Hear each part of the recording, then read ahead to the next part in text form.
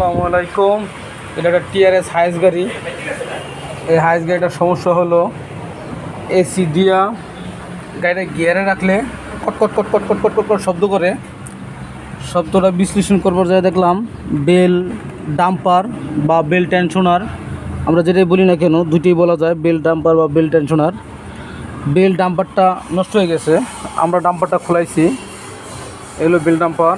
এটা এই সাইডে অনেক গ্যাপ হয়ে গেছে, এদিকে মিলে চাইপে গেছে, এই কারণে শব্দ করতো, অনেক সাউন্ড করতো এই জিনিসটা। আমার এটা সাউন্ডের ভিডিওটা দেওয়া আছে, আপনারা দেখবেন কীরকম সাউন্ড করে। এখন এটা আমরা রিকন্ডিশন কিনে আনছি, অরিজিনাল রিকন্ডিশন রেট কিনে আনছি। এই হইলো আমাদের রিকন্ডিশনটা, আমরা এটা লাগাবো। এটা অরিজিনাল মাল।